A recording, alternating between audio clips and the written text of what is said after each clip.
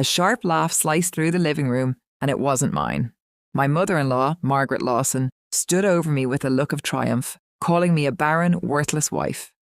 Only a few feet away, my husband, Adrian Brooks, stared at his phone as though he couldn't hear a word. Most women would have cried or shouted. I simply lowered my eyes and accepted every insult.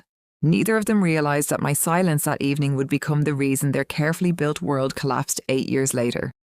Before marriage, I had worked as a registered nurse. I loved the profession, but I left it behind so Adrian could focus on building his career as an executive at a major pharmaceutical company. I convinced myself his endless business trips and missed anniversaries were sacrifices successful couples had to make. Then everything changed. While preparing one of his suits for the cleaners, I found a photograph tucked inside the pocket. Adrian stood smiling beside a woman named Vanessa Carter at an amusement park. 2 young children sat happily between them, looking every bit like a perfect family. The air left my lungs. Every late meeting, every cancelled dinner, every weekend conference suddenly made sense. That evening I intended to confront him, but Adrian spoke first. He announced that our household budget would be cut in half because his company was supposedly struggling. I knew it was false. His division had just celebrated record profits.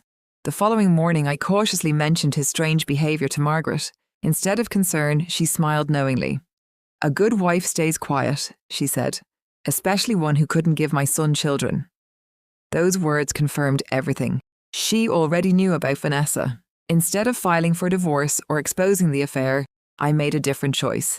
I quietly locked every annual executive medical report Adrian handed me into a private drawer. As a former nurse, I intended to read every single page. For the next 8 years, our marriage became little more than a routine. Adrian treated me like unpaid help, criticising every meal, every chore, and disappearing for days with excuses I no longer questioned.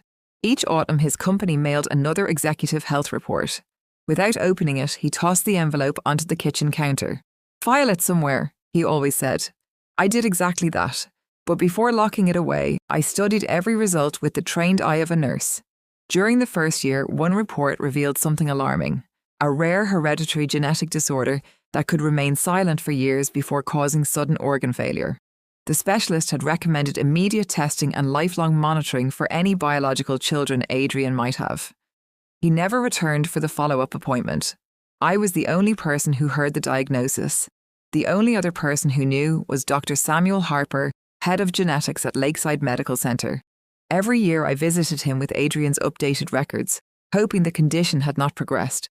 Dr. Harper often asked the same question: "Why do you keep doing this for a husband who refuses to care?" My answer never changed. "I'm not here for him."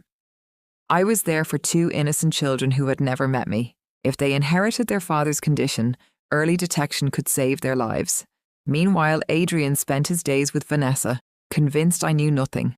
Margaret mocked me whenever she visited, calling me a useless wife who had failed to give her son an heir. I accepted every insult without argument. Then, during the 8th autumn, everything changed. A medical notice stamped urgent arrived demanding immediate testing. Adrian laughed, tossed the envelope across the table, and called it a scam. Margaret blamed my cooking, insisting healthy men didn't need doctors. He threw the letter into the trash. I didn't. The warning meant the disease had reached the stage I had feared for 8 long years. The countdown I had been silently watching had finally reached 0. The following week, Adrian reluctantly visited Dr. Samuel Harper, determined to prove the warning letter was meaningless. He planned to finish the appointment quickly and meet Vanessa for dinner. While he waited at the clinic, Margaret entered my home without knocking. She dropped signed divorce papers onto the dining table and smirked. "You have until the end of the month to disappear," she declared. "I've met Vanessa and her beautiful children.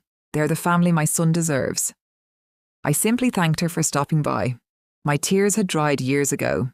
Inside the hospital, Dr. Harper finally told Adrian the truth he had ignored for 8 years. He carried a serious hereditary genetic disorder that could be passed to every biological child. Without regular screening, the condition could become life-threatening before anyone realised it.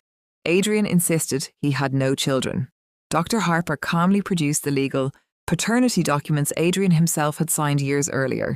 Then came the revelation that shattered him. For 8 consecutive years, his wife, not Vanessa, had returned to the hospital asking only one question: "Are those children safe?" Adrian rushed home, desperate to seize the medical records I had protected.